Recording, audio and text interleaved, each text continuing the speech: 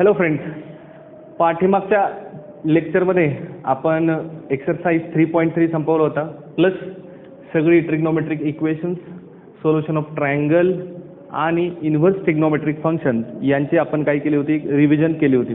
ती रिव्हिजन झाल्यानंतर आपण आज मिसलेनियस करणार आहोत त्याच्यावरचा.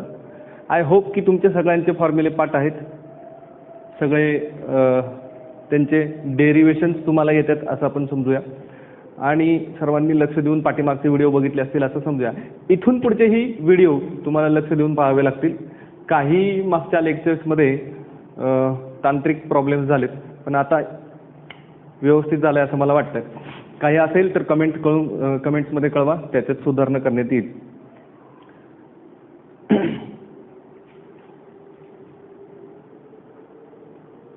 तर ठीक आहे, आता आपण मिसलेनियस चालू करूया. मिसलेनियसमध्ये पहिलाच क्वेश्चन असतो MCQचा. पहिला क्वेश्चन कशाचा असतो? MCQचा. तर ते MCQचा पहिला क्वेश्चन बघा, the correct option from the given alternative, है ना. आणि क्वेश्चन नंबर 1 आहे आपल्याकडे, the principal solution of equation sin theta is equals to -12 r solutions. ठीक आहे. ऑप्शन ए 5 π/6 आणि π/6. ऑप्शन बी 7 π/6 आणि 11 π/6. ऑप्शन सी π/6 आणि 7 π/6. ऑप्शन डी 7 π/6 आणि π/6. तर दिलेलं इक्वेशन काय आपल्याला की sine theta that is equal to -12 हे इक्वेशन दिलेलं आहे. तर आपल्याला साइन थिटा हाफ कोणाचा आहे माहिती आहे, -12 मात्र समजा आपण माहीत नाही असं समजूया. प्रिन्सिपल सोल्युशन पाहिजे, म्हणजे प्रिन्सिपल सोल्युशन म्हणजे समजूया alpha always belongs to 0 to 2π, म्हणजे फर्स्ट ते फोर्थ क्वाड्रंटमध्ये सगळे आन्सर्स आपल्याला काय आहेत, पॉसिबल आन्सर्स आहेत. आता साइन थिटा यांनी आपल्याला माहिती की बाबा साइन π/6 इज हाफ. ठीक आहे, साइन π/6 काय आहे तुमचं, हाफ आन्सर येते. परंतु आपल्याला साइन निगेटिव्ह पाहिजे. मग आपण चेक करायचं की कोणत्या क्वाड्रंटमध्ये साइन निगेटिव्ह असतं. पहिल्यामध्ये साइन काय आहे, पॉझिटिव्ह. दुसऱ्यामध्ये पण पॉझिटिव्ह आहे. तिसऱ्यात आणि चौथ्यात मात्र काय आहे, तो निगेटिव्ह आहे. ठीक आहे, सो तिसऱ्यात निगेटिव्ह जाणार म्हणजे काय येणार, साइन π + π/6. ठीक आहे. आता साइन π + π/6 काय ना तुमचं पाय असल्यामुळं साईनचा काय राहणार आहे, साईनच राहणार आहे. परंतु थर्ड क्वाड्रंटमध्ये गेल्यामुळे तुमचं निगेटिव्ह π/6 विच इज -12. ठीक आहे. फोर्थ क्वाड्रंटमध्ये कसं जाणार आपण, साइन 2π - π/6. सो 2π - π/6 म्हटल्यानंतर कोणता क्वाड्रंट आहे, हा फोर्थ क्वाड्रंट आहे. फोर्थमध्ये काय असणार आहे, साइन निगेटिव्ह आणि π/2 नसल्यामुळे साईनचा काय राहील, साईनच, आणि हा π/6. सो -sin π/6 अगेन किती आलं तुमच्याकडं, -12. याच्यावरून तुम्ही काय सांगू शकता की sine theta that is equal to sine π + π/6 that is equal to sine 2π - π/6, आणि ह्या सगळ्यांची व्हॅल्यू किती आहे आपल्याकडं, -12 आली. So theta will be equal to π + π/6 and 2π - π/6. π + π/6 किती येणार तुमचा, 6π + π 7 π/6 अँड हे 12 - 1 म्हणजे 11 π/6. सो थिटाचे तुमचे किती आन्सर आले, 2. एक आलं 7 π/6 आणि दुसरा काय आला तुमचा 11 π/6. हे कोणत्या ऑप्शनमध्ये आहे, तर ऑप्शन बी मध्ये आहे. सो पहिल्याचा आन्सर काय आला आपला, ऑप्शन बी आला.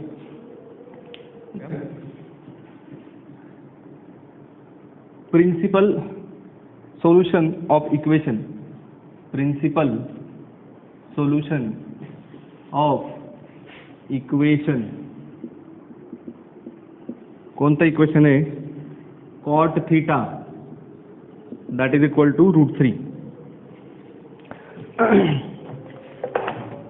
अरे ऑप्शन्स राहिले ते, ऑप्शन्स काय आहेत बघा. ऑप्शन ए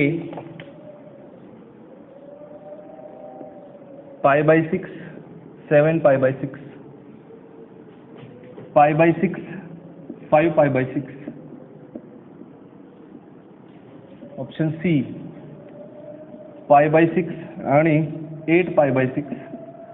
ऑप्शन डी 7 पाय बाय 6 आणि पाय बाय 6.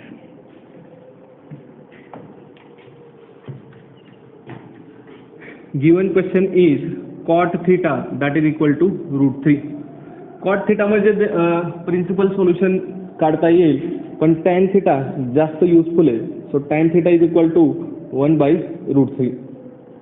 आता tan 1/√3 कोणाचा आहे मला माहिती आहे. tan कोणाचा 1/√3 आहे तर 30 डिग्रीचा. So tan π/6 is equal to 1/√3. परंतु principal solution belongs to 0 to 2π. म्हणजे फर्स्ट क्वाड्रंट, सेकंड, थर्ड आणि फोर्थ ह्याच्यामध्ये जेवढे काही आन्सर्स येतील ते सगळे आन्सर्स आपल्याला पाहिजे. फर्स्ट क्वाड्रंटमधले आन्सर आपल्याला मिळाले, कारण फर्स्ट क्वाड्रंटमध्ये tan काय असतो पॉझिटिव्ह. सेकंड क्वाड्रंटमध्ये कोण पॉझिटिव्ह असतं साइन आणि कॉस म्हणल्यावर tan, साइन आणि कोसेक म्हणल्यावर tan negative.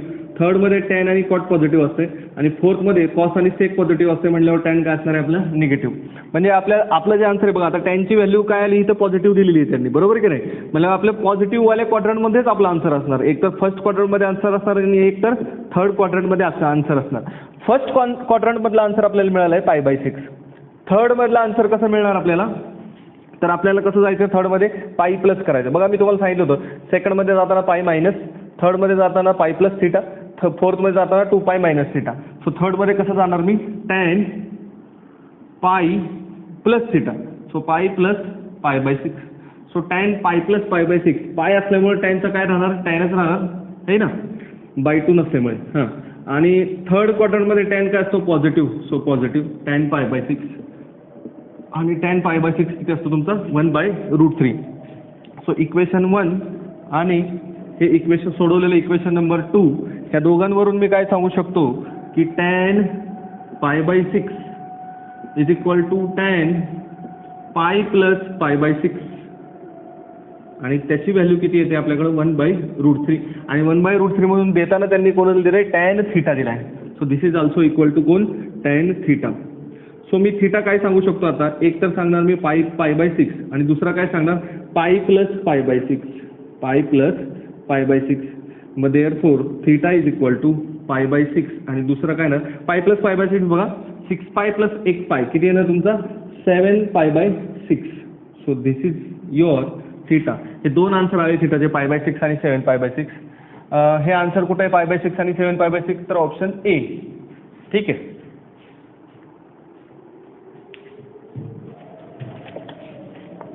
Question number 3. The general solution of sec x is equals to √2 is option A 2n pi plus or minus π/4. Option B 2n pi plus or minus π/2. Option C n pi plus or minus π/2 आणि option D 2n pi plus or minus π/3.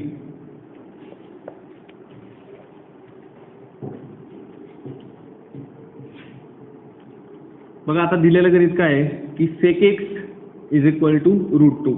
सेकचा आपल्याकडे कोणता formula नाही जनरलचा, मग आपण त्याला काय करणार cos x is equals to 1/√2. So हा कोणाचा कॉस आहे हे आपल्या सगळ्यांना माहिती आहे. cos x is equal to cos किती π/4 आहे ना, 45 डिग्रीचा आहे 1/√2. मग कॉसमध्ये आपल्याकडे एक फॉर्म्युला आहे cos θ is equal to cos alpha which implies θ is equal to 2n pi plus और मायनस अल्फा. सो इथं आपल्याकडे कोण आहे आता cos x is equal to cos π/4. So x is equal to याच्याप्रमाणे 2n pi प्लस और minus π/4. हा option कुठे आहे 2n pi प्लस और मायनस π/4 तर ऑप्शन ए आहे 2n pi प्लस और minus π/4.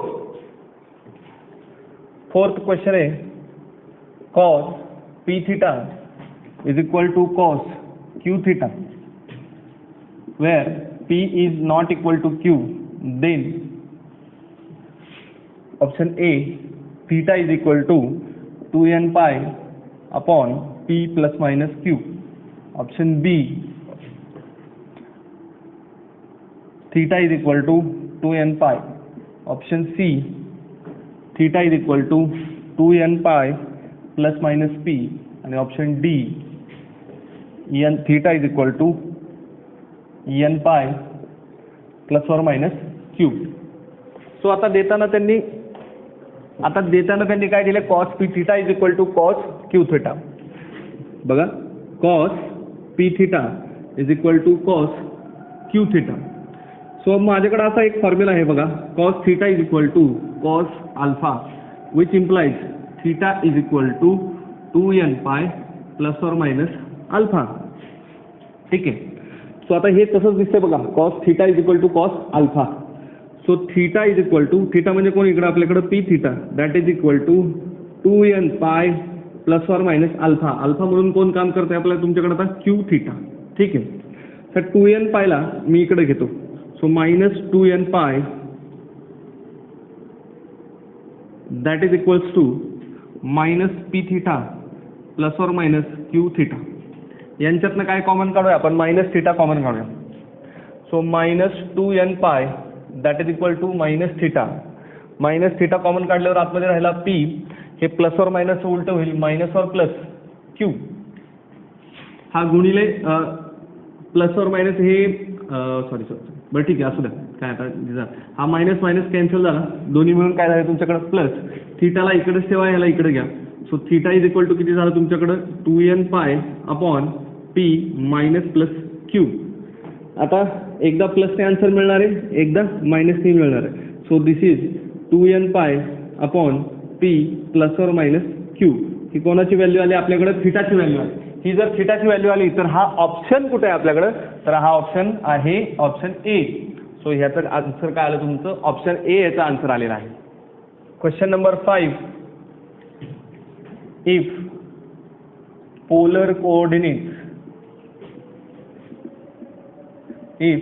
polar coordinates of a point are 2, pi by 4, then its Cartesian coordinates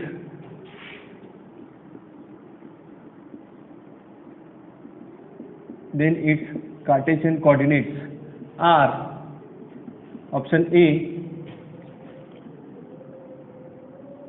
2, √2, option B √2, 2, option C 2, 2, option D √2, √2. ठीक आहे. मग यांनी काय दिले आता, पोलर कोऑर्डिनेट दिलेत. पोलर कोऑर्डिनेट दिलेत म्हणजेच कोण, r, थीटा दिलाय. r, थीटा किती दिलेत त्यांनी, 2, पाय बाय 4. बरं, पोलर कोऑर्डिनेट दिलेत म्हणजे काय दिले त्यांनी, r, थीटा. ते किती दे, मग r ची व्हॅल्यू किती आहे तुमच्याकडे 2 आणि थीटाची व्हॅल्यू किती आपल्याकडे पाय बाय 4. आपल्याला ह्याला कशात कन्वर्ट करायचं आहे, polar coordinate. So polar coordinate म्हणजेच कोण हो, एक्स आणि वाय आहे की नाही. सो एक्सचा फॉर्म्युला आपल्याकडे आहे r cos थीटा आणि वायचा फॉर्म्युला आपल्याकडे आहे r sin थीटा. जर तुम्हाला आठवत असेल, conversion of polar coordinates into Cartesian आणि कार्टेशियन इनटू पोलर हे आपण केलेले आहे. मग आता त्याच फॉर्म्युलांचा रेफरन्स घेऊन मी काय लिहितो बघा, x is equal to r cos theta आणि y is equals to r sin theta. So x is equal to r किती तुमच्याकडे 2 cos pi by 4. So that is equal to 2 into cos pi by 4 किती असते value, cos 45 1/√2. So ह्या वरचा जो 2 आहे त्याला मी काय लिहू शकतो, √2 इंटू √2 अपॉन हा खालचा √2. एक √2 कॅन्सल झाला, आपल्याकडे काय राहिलं √2. सो एक्स ची व्हॅल्यू आली √2. वाय बघूया. सो वाय पण त्याच पद्धतीचं आहे, 2 इंटू साइन थिटा म्हणजे साइन किती पाय बाय 4. सो साइन 45 सगळ्यांना माहिती किती असतं, साइन 45 अगेन 1/√2. ह्या वरच्या 2 ला मी पुन्हा काय लिहिणार, √2 इंटू √2 अपॉन हा खालचा किती √2. हा √2 काय झाला तुमचा कॅन्सल आणि एक √2 शिल्लक राहिला. सो वाय ची व्हॅल्यू किती आली तुमच्याकडे √2. सो एक्स आला √2, वाय आला √2. So if that point is suppose P, तर त्याचे कार्टेशियन कोऑर्डिनेट्स x, y काय आले आपल्याकडं √2, √2. सो हे ऑप्शन कुठलं आहे तुमच्याकडं? Option D. सो ह्या क्वेश्चनचा आन्सर काय आलं आपला? Option D. याच्यामध्ये फक्त आपण काय वापरलंय की कन्व्हर्जन, कार्टेशियनचं पोलरचं कार्टेशियन हा फॉर्म्युला आपण आठवला आणि हे त्याचं आपण काय करून घेतलेलं आहे? कन्व्हर्जन करून घेतलेलं आहे. So 6th question is if √3 cos x minus sin x that is equal to 1, then general value of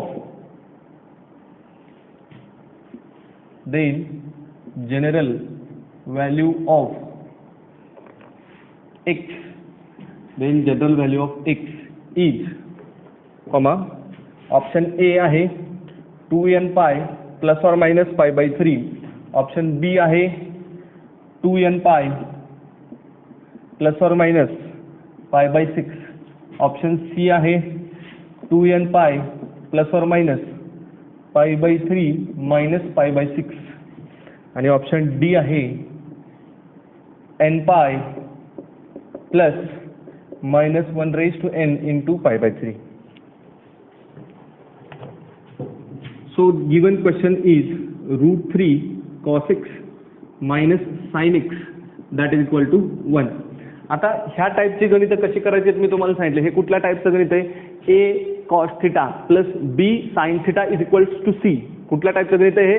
a cos theta plus b sin theta is equal to c. याला करताना आपण काय करायचं असतंय की ह्याला √a² प्लस b² ने divide करायचं असते. आठवतंय का तुम्हाला सगळ्यांना? काय माहित बघूया. मला आपण आय होप की तुम्हाला सगळ्यांना आठवतं हे गणित. हे जे गणित असतं a cos x plus b sin x is equal to c, ह्या टाईपच्या गणिताला कसं डिवाइड करायचं? Divide by √a² plus b². याने काय करायचं असतं? डिवाइड करायचं असतं आपल्याला. म्हणजे डिवाइड केल्यानंतर आपल्याला एक विशिष्ट फॉर्म मिळतो. तो फॉर्म आपण परत शोधायचा असतो. मग आता त्याच्यासाठी मी काय करतो की ह्याचा a म्हणजे कोण आहे माझ्याकडे? √3 आणि b म्हणजे कोण आहे माझ्याकडे? -1. ठीक आहे. सो √a² प्लस b² ची माझ्याकडे काय व्हॅल्यू आहे ते मी चेक केलं. √3चा स्क्वेअर किती आला माझ्याकडे? 3 आणि -1चा 1. So 3 + 1 that is equal to किती आलं? 4. आणि 4चं रूट किती असतं आपल्याकडे? 2. √4 ची व्हॅल्यू किती येते आपल्याकडे? 2 येते. मग ह्या 2 रे मला ह्या होल इक्वेशनला काय करायचंय? डिवाइड करायचंय. सर ह्या होल इक्वेशनला जर मी 2 ने डिवाइड करत असेल तर माझ्याकडे काय येते? √3/2 cos x minus 1/2 sin x that is equal to 1/2. ठीक आहे.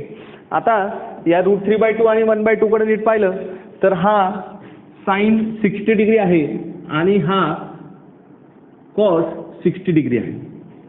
ठीक आहे. पहिला जो आहे तो कोणाचा आहे? साइन 60 डिग्री आहे आणि हा दुसरा कोण आहे? Cos 60 degree. किंवा उलट हा आहे कॉस 60 डिग्री कॉस 30 डिग्री आणि हा आहे साइन 30 डिग्री. मग आता हा फॉर्म्युला जर आपण इथं साइन वापरलं, समजा इथं मी किती वापरतो? साइन 60 डिग्री लिहितो इथं. ठीक आहे ना. आणि इथं इंटू कॉस x मायनस हा इथं लिहितो किती? Cos 60 degree into sine x that is equal to half. So sine a cos b minus cos a sine b हा कोणाचा फॉर्म्युला आहे? साइन a मायनस b चा. सो म्हणजे मी असं लिहू शकतो का ह्याला? x मायनस 60, चला 60 मायनस x लिहितो. 60 minus x. So that is equal to, आता हा फॉर्म्युला साइनचा झाला म्हणल्यावर ह्या हाफला पण मी साइन मध्ये लिहितो. हा कोणाचा साइन आहे? तर हा साइन 30 डिग्रीचा आहे. म्हणजेच किती? π/6. आणि या 60 डिग्रीला इथं किती लिहितो? π/3. ठीक आहे. So sine π/3 minus x. So sine theta is equal to sine alpha मध्ये हे कन्वर्ट झालं. Sine theta is equal to sine alpha काय फॉर्म्युला आहे? थिटा म्हणजे π/3 minus x that is equal to n pi plus -1 raise to n alpha π/6. So आता x ची value काढण्यासाठी हे सगळं इकडे गेल्यावर काय होतं? तुमचं मायनस होतं. ठीक आहे. So π/3 minus n pi minus -1 raise to n π/6 that is equal to x. हे एक्सचं आन्सर आलं. आता बघा हा ऑप्शन कुठंच नाही आहे का कुठे? तो n pi plus -1 raise to n वाला एकच ऑप्शन आहे, पण तो ह्या पद्धतीचा नाही आहे. ठीक आहे. त्याच्यामुळं ह्या साईनमध्ये कन्वर्ट करून आपलं आन्सर काय झालेलं आहे? चुकलेलं आहे. चुकलेलं आहे म्हणजे आलं ऑप्शनमध्येच नाही. असं का होतं त्याचं कारण असं आहे, इथं मायनस असलं तर तरी पण आपल्याला असा फॉर्म्युला बनवायचा आहे की ज्याच्यामध्ये ए प्लस बी यायला पाहिजे. काय यायला पाहिजे? बी प्लस यायला पाहिजे. प्लस असेल तर मग तुम्ही काहीही बनवा चालतंय, परंतु मायनस आहे मग मला प्लसमध्ये कन्वर्ट करायचं आहे म्हटल्यानंतर मला प्लसचा फॉर्म्युला पाहिजे म्हटल्यानंतर मी काय करायला पाहिजे, याचं कन्व्हर्जन कॉस कॉस आणि साईन साईनमध्ये केलं पाहिजे. म्हणजे हा मी इथं किती लिहिणार, कॉस 30 डिग्री. कॉस 30 डिग्री म्हणजेच किती, cos π/6 into cos x minus sine 30 degree म्हणजेच sine π/6 into sine x that is equal to half. मग आता हे काय झालं, cos a cos b minus sine a sine B.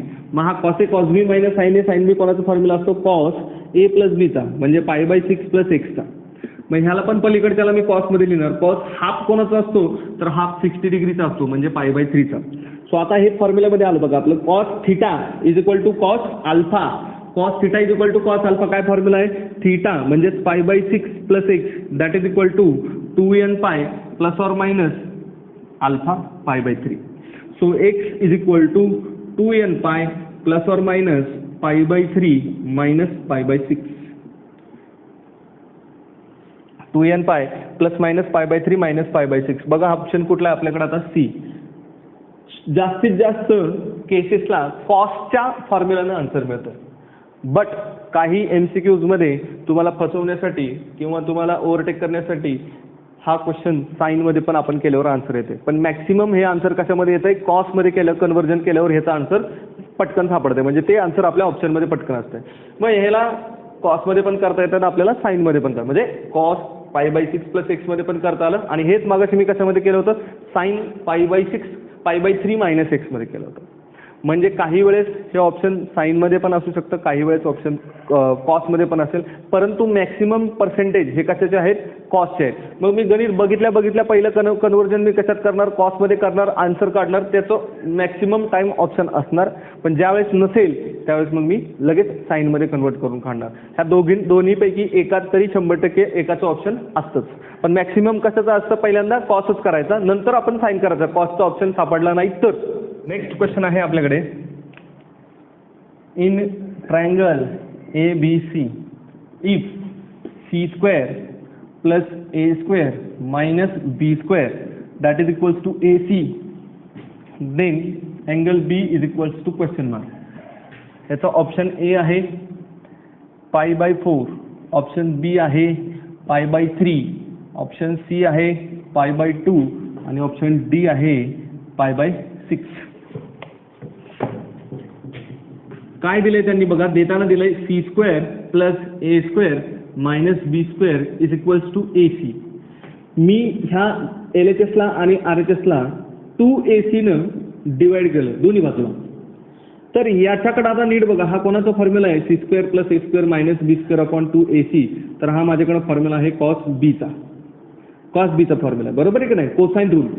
AC इथं माझ्याकडे कॅन्सल झालं, राहिलं माझ्याकडे काय, cos b is equals to half. So cos b जर हाफ येतोय तर कोणाचा कॉस हाफ आहे, तर कॉस 60 डिग्री माझ्याकडे हाफ आहे म्हणजे cos π/3 is equal to half. So angle b माझ्याकडे किती येणार आहे, π/3.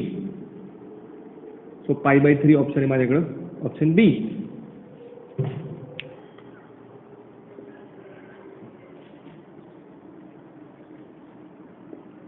इन ट्रायंगल ABC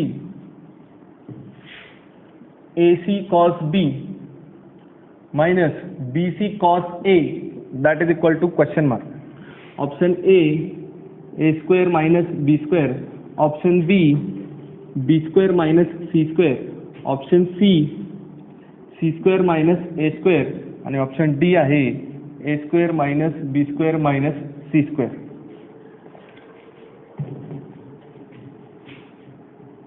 ठीक आहे, बघा ह्याच्यात काय दिले, AC cos B minus BC cos A.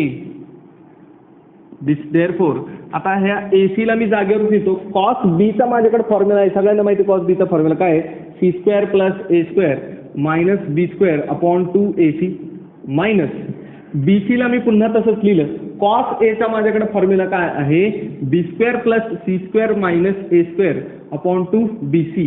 याच्यामध्ये बी सी कॅन्सल झाला, इथं ए सी कॅन्सल झाला, राहिले काय काय C square plus a square minus B square.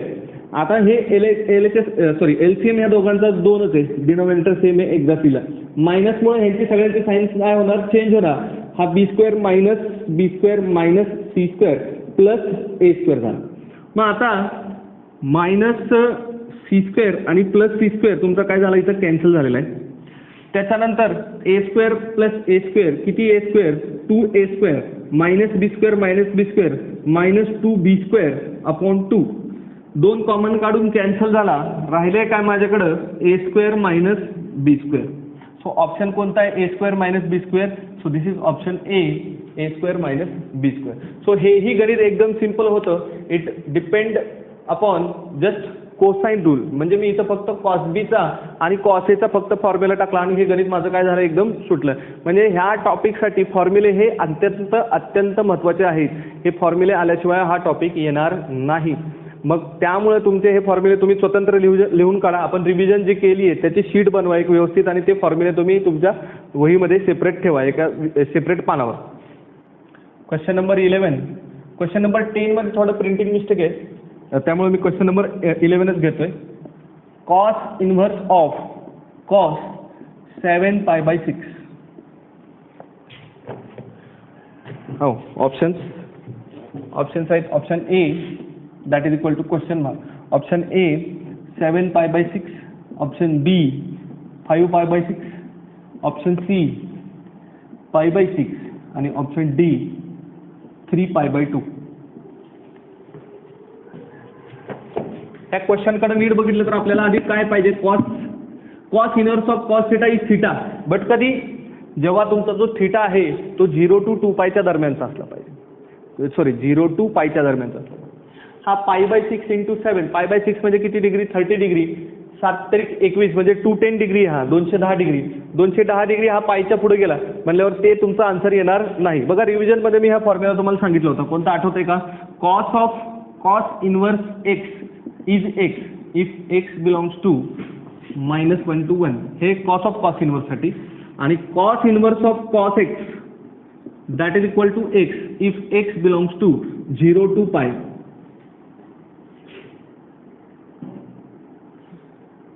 हेही तुम्हाला सांगितलं होतं जर आठवत असेल तर. परंतु हे जर हा एक्स जर 0 to π च्या दरम्यानचा नसेल तर त्याचे आन्सर काय असतात, वेगळे असतात. एक्स येत नाही. एक्स कधी येतं, जेव्हा हा थिटा तुमचा जो एक्स आहे तो 0 to π च्या दरम्यान असेल तरच. आता हा जो एक्स आहे 7π/6 हा 0 to π च्या दरम्यानचा नाहीच आहे, कारण π/6 ची व्हॅल्यू किती आहे, 30 डिग्री. 30 × 7 म्हणजे किती येतं, 210 डिग्री. हा पायच्या पुढे गेला म्हणजे 180च्या पुढे गेला. म्हटल्यानंतर ह्याला आपल्याला काहीतरी वेगळ्या पद्धतीने सोडवायला लागणार आहे. मग मी पहिले कॉस 7π/6 ची व्हॅल्यू काढतो. बघा, कॉस इनवर्स ऑफ कॉस 7π/6 म्हणजे 6 ने डिवाइड केल्यावर किती येत आहे तुमचा, π + π/6. हे कसं करायचं मी तुम्हाला सांगितलेलं आहे. ठीक आहे, कसं करायचं असतंय, ह्या 6नंच डिवाइड करायचं 7π ला. 7 ला 6 × 1 = 6 ला 1 म्हटल्यानंतर इथं 1 π प्लस रिमाइंडर किती उरला 1, तर तो π/6 पुढे येणार. So cos π + π/6, cos inverse of cos π + π/6. π + π/6 म्हणजे तुम्ही कुठल्या क्वाड्रंटमध्ये गेला, थर्ड क्वाड्रंट. ठीक आहे, थर्ड क्वाड्रंटमध्ये जर तुम्ही जात असाल तर तुमचा so cos inverse of cos π + π/6 म्हटल्यानंतर तुम्ही कुठल्या क्वाड्रंटमध्ये गेला, थर्ड क्वाड्रंट. थर्ड क्वाड्रंटमध्ये काय पॉझिटिव्ह असतं, टॅन आणि कॉट. आपल्याकडे कॉस आहे तो काय असणार आहे तुमच्याकडे negative. So cos minus cos π/6. ठीक आहे, इथपर्यंत झालं. This is cos inverse of minus cos π/6 म्हणजे कॉस 30 डिग्री. कॉस 30 डिग्री किती असतो तुमच्याकडे, √3/2. कॉस 30 डिग्री किती असतो, √3/2. आता कॉस इनवर्स मायनस थिटा, आपल्याकडे फॉर्म्युला आहे बघा, cos inverse of -x that is equal to π - cos inverse of x. ठीक आहे, सो हे काय येणार, cos inverse of -√3/2 that is equal to π - cos inverse of √3/2. So this is equal to π - cos inverse √3/2. कोणाचा cos √3/2 आहे तर 30 डिग्रीचा म्हणजेच π/6. So 6 pi minus pi by 6. 6 pi minus pi by 6. So that is equal to 5 pi by 6. So answer is 5 pi by 6. That is option B.